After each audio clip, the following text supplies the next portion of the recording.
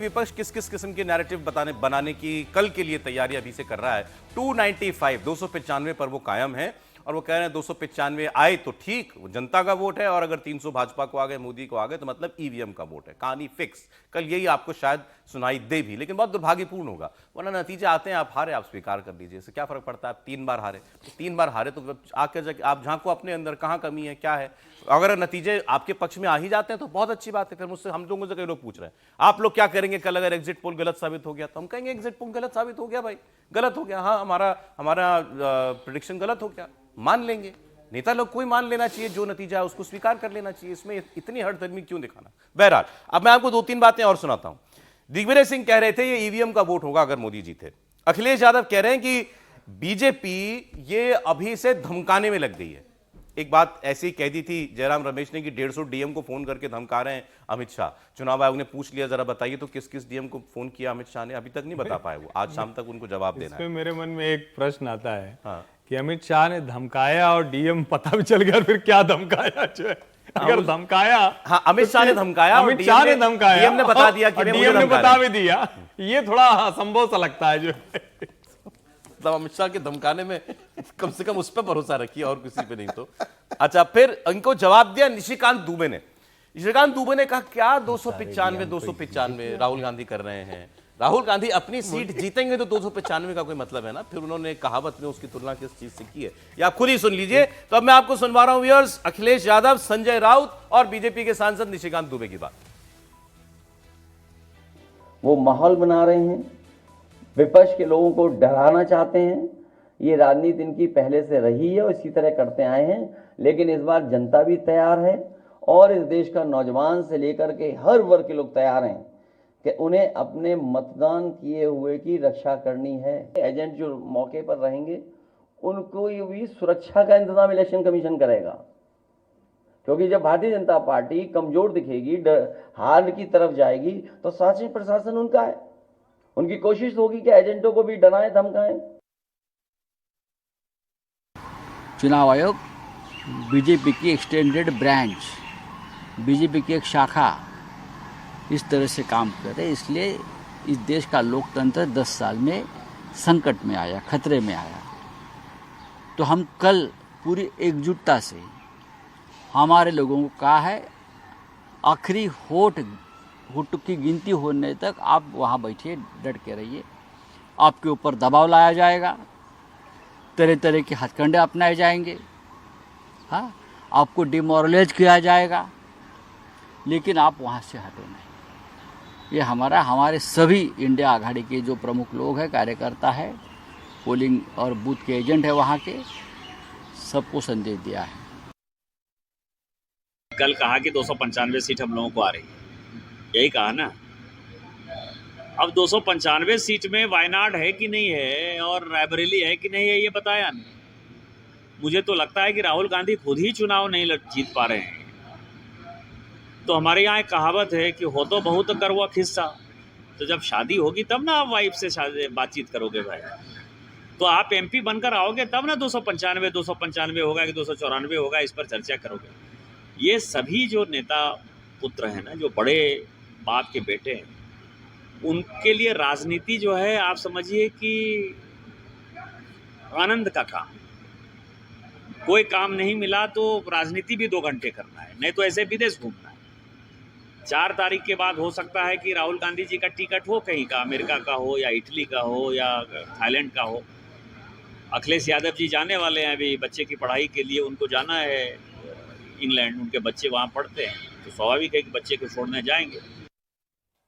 बड़ी अंदर की खबर रखते हैं निशिकांत दुबे, किस किस के कहाँ के टिकट कटे हुए उन्होंने बता दिया। हमारे एक मीडिया के मित्र हैं और वो सुबह उठते ही ट्विटर पर लिख देते हैं आज का शब्द है ये। तो मैं आपको आज का शब्द दे रहा हूं। त्रिपाठी जी हंसने लगे, जान पहचान के कौन लिखता है। आज का शब्द है संकट, जो प्रयोग किया अभी आदरणीय संजय राउत जी ने। किस पे संकट है देवेंद्र जी? निश्चित तौर पर अपोजिशन पे बड़ा संकट है सौरभ, कि बैक टू बैक अगर 3 लोकसभा चुनाव आप हार रहे हैं, और खासतौर पर तब जब इतना कुछ माहौल बनाया गया, एक दिखाने की कोशिश की गई कि बहुत ग्रैंड अलायंस हम लोग बना रहे हैं, आपस की विचारधारा की जो भी समस्या रही है उसको किनारे करके बना रहे हैं, उसके बावजूद अगर ऐसी हार हो रही है तो समझा जा सकता है कि कितना बड़ा संकट है। नेता तो कोई तर्क ढूंढ भी लेंगे ऐसी चीज़ें, जिसको कहते हैं कि आम भाषा में कि बेशर्मियत के साथ आप ढूंढ लेंगे ऐसे तर्क, आपके कार्यकर्ता, आपके सपोर्टर्स, आपके वोटर्स उस तर्क से सहमत नहीं होते, फिर वो आपसे विमुख होते हैं। तो इनका पूरा संकट उसी बात को लेकर है कि कैसे इसे रोकें ताकि आगे के जो चुनाव, विधानसभा के चुनाव आने हैं, वरना जो रहा साहब बचा है वो भी चला जाएगा। एकदम इसमें कोई दो राय नहीं कि जो रहा सा है वो भी चला जाता है, क्योंकि हारते हुए के साथ कौन रहेगा, डूबते हुए के साथ कौन रहेगा। और जिन चीज़ों को देख रहे हैं, हालांकि निशिकांत दुबे जो कह रहे हैं मैं सौरभ बिल्कुल उससे सहमत नहीं हूँ। राहुल गांधी दोनों सीटें जीतेंगे, कंफर्टेबली जीतेंगे। रायबरेली वाई डोंट राइवली हो रहा है। समस्या यह है कि पार्टी को आप नहीं जीता पा रहे हैं। उसके पीछे सबसे बड़ी वजह है, जैसे उत्तर प्रदेश में भी राहुल गांधी की रैली में जो भीड़ थी वो अखिलेश यादव का वोट है, मुस्लिम यादव। इसके अलावा वोट आप कहां से ऐड कर पा रहे हैं? तो जब तक आप वोट ऐड नहीं करेंगे कहां से आप जीतेंगे? कांग्रेस ने अखिलेश यादव को कुछ नहीं दिया। क्या दिया कांग्रेस ने? सिर्फ यही एक मैसेज दिया कि अगर मुस्लिम वोटों को के अंदर कोई कंफ्यूजन है, क्योंकि मुसलमानों के लिहाज से अगर आप देखिए तो राष्ट्रीय स्तर पे कांग्रेस उनकी फर्स्ट चॉइस हो सकती है, उसमें एक मैसेज दे दिया कि आपको बंटना नहीं। मान लीजिए किसी सीट पे कोई कांग्रेस का मुस्लिम कैंडिडेट होता तो उसमें हो सकता है थोड़ा बहुत बंटवारा हो सकता That's था। इसके अलावा कोई एड ऑन कुछ भी नहीं हुआ है। अखिलेश यादव को मशक्कत करनी पड़ी राहुल गांधी को ये समझाने में कि आप चुनाव लड़िए, उसी से अंदाजा लगाइए क्या एड ऑन किया उन्होंने। हर्षवर्धन जी, संकट किस पे है, कितना बड़ा? देखिए, आपने भी कितनी चतुराई से धर्म संकट नहीं कहा, क्योंकि धर्म वाला मसला उन लोगों के साथ जुड़ता कम। मुझे लगता है संकट तो सचमुच बहुत गंभीर है, और इसको अगर शब्द को थोड़ा पूरा करें, अस्तित्व का संकट है। क्या इसके बाद ये नेता अपनी पार्टी में, देश की राजनीति में स्वीकार्य होंगे अगर यही वाला परिणाम हुआ? क्योंकि अगर ऐसा कुछ होता है कि भारतीय जनता पार्टी जीतती तो है लेकिन वो नंबर नहीं आता जो एग्जिट पोल्स में आ रहा है, जो हम लोगों को दिख रहा है वो नंबर नहीं आता है, तब तो बात होगी कि चलो ठीक है भाई, अलायंस बनाया हमने, एक प्रोग्राम चलाया, एक एजेंडे पर हम लंबे समय से चले, तब तो वो बात होगी। लेकिन मान लीजिए कि अगर वो एजेंडा एकदम ही नहीं काम करता है, तो इसका दूसरा पहलू है। वो दूसरा पहलू क्या हुआ? इसका मतलब ये कि आप अपने आसपास के 10, 20, 50, 100 लोगों की चाटुकार मंडली से जुड़े हुए हैं। आपके पास आलोचक नहीं है, आपको जो ये बता सके कि भाई देखो ये सब ठीक है लेकिन तुम ये दो काम गलत कर रहे हो, ये बताने वाले लोग नहीं है। और अगर ऐसे लोग नहीं है तो राजनीति में आप यकीन मानिए, जब तक सब अच्छा चलता रहता है तो ठीक है, जब नीचे जाने लगते हैं तो कोई, जिसको कहते हैं ना कि नीचे वाला जो स्लैब होता है वो टूट जाता है। अस्तित्व का संकट है, संकट से आगे की चीज है। मतलब राहुल गांधी के पास कोई एक ऐसा आदमी नहीं जो खड़ा होकर कह सके नहीं बॉस ये गलत कर रहे हो तुम। नहीं, अगर होता तो क्या वो नहीं कहता कि आप किसी भी स्थिति में अमेठी से चुनाव लड़िए? अगर कोई होता तो वो ये नहीं कहता कि प्रियंका को किसी एक सीट से तो चुनाव लड़ना चाहिए। 2019 में भी हवा उड़ाई गई, वाटर टेस्टिंग की गई कि वाराणसी लड़ेंगी मोदी जी के सामने, और मोदी जी के सामने छोड़िए, उनके पास विकल्प था, वो कहीं और से लड़ सकती थी, वो अपने नेहरू जी की सीट फूलपुर से लड़ सकती थी, लेकिन वो कहीं से नहीं लड़ी। अब अगर ये एक और चीज होगी, अगर सचमुच प्रियंका को पार्टी के भीतर के लोग नहीं लड़ने दे रहे हैं तो ये भी एक बड़ा प्रश्न होगा जो 4 जून के बाद जिसका उत्तर खोजा जाए। बहुत लोग कह रहे हैं कि भाई 4 जून के बाद बेड़ियां तोड़ देंगी प्रियंका जी और कहेंगे अब मैं नहीं मानूंगी भैया तुम्हारी बात, मैं लड़ूंगी चुनाव। देखिए, वो तो थोड़ा मुश्किल है, क्योंकि प्रियंका राहुल गांधी का, अब वो कहें ना, जो भाई बहन का प्रेम होता है वो बहुत ज्यादा है, लेकिन अंदर अंदर उनके समर्थक कसमसा रहे हैं। जो प्रियंका के साथ का समूह माना जाता है वो अब खुली आलोचना राहुल गांधी करने लगा कि भैया अब और क्या अवसर चाहिए, तुम कहीं ले जाने की स्थिति में नहीं हो, हटो यहां से तभी कुछ हो पाए। राहुल जी, क्या होने जा रहा है? मतलब ये रिजल्ट अगर आए, गांधी परिवार की बात पूछ रहा हूं आपसे पहले। देखिए, केवल लोकसभा चुनाव नहीं, संकट जो है विपक्ष के लिए विधानसभा चुनावों में भी दिखाई देता है। लगभग मैं ये मानता हूं कि 30 चुनाव इस दौरान हुए हैं, और इन 30 चुनावों में अगर आप देखें तो 4 चुनाव सिर्फ बीजेपी हारी, 4 चुनाव बीजेपी हारी, 3 जीती, और उसने बाकी जो 13 जगह थी वहाँ पे उसने अपने को मेंटेन किया, अपनी सत्ता को मेंटेन किया। तो अगर सिर्फ लोकसभा नहीं लेकिन राज्यों में भी जिस तरह से जो विपक्ष है उसमें, उसके काडर में या उसके कार्यकर्ताओं में जो मायूसी है, वो भी विपक्ष के लिए एक चुनौती है। और ये चुनौती और बढ़ जाती है जब आप लोकसभा में चुनाव हार जाते हैं और केंद्र की सरकार भी बीजेपी की हो, राज्य की सरकार भी बीजेपी की हो, तो बड़ा मुश्किल होता है। विपक्ष के लोग काम कैसे कराएं अपने लोगों का, अपने कार्यकर्ताओं का काम कैसे होगा, या बाकी सब कैसी चीज़ें होंगी। तो ये बात बिल्कुल सही है कि संकट जो है विपक्ष के लिए है ये। और जब भी कोई बहुत समय तक, जैसे 10-15 सालों तक अगर कोई एक सत्ता में रहता है दल, तो दूसरे जितने विपक्षी दल होते हैं उनके लिए प्रॉब्लम्स होती भाई देखिए, तो आप जैसे हम बीजेपी के लिए कहते हैं भी एक कमिटेड वोट है, एक मोदी जी का एक्स्ट्रा वोट है जो बीजेपी को पड़ता है। ऐसा नहीं, कांग्रेस का कमिटेड वोट नहीं है। कांग्रेस को बहुत लोग वोट करते ही हैं, हर हाल में वोट करते हैं। 14 में किया, 19 में किया, 20% वोट कांग्रेस पार्टी लेकर के आई थी। अब कल क्या होगा मुझे नहीं पता, लेकिन माना जाता है कि भाई हाँ, कांग्रेस पार्टी का भी एक डेडिकेटेड वोटर है। आप उसमें ऐड नहीं कर पा रहे हो। संकट आपका है कि आप कन्विंस नहीं कर पा रहे हो बाकियों को कि नहीं, हम भी एक विकल्प है, हम इससे बेहतर सरकार आपको दे सकते हैं, हमारा नेता इस नेता से बेहतर है। वो तब आप होता, कन्विंस नहीं कर पा रहे हो। देखिए वो तब होता जैसे विपक्ष का जब गठबंधन बन रहा था, तो 3 महीने आपने इसी चीज में जो है वो वेस्ट कर दिए कि कैसे होगा गठबंधन। मिले ही नहीं आप 3 महीने, शुरुआत के 3 महीने बिल्कुल गायब है।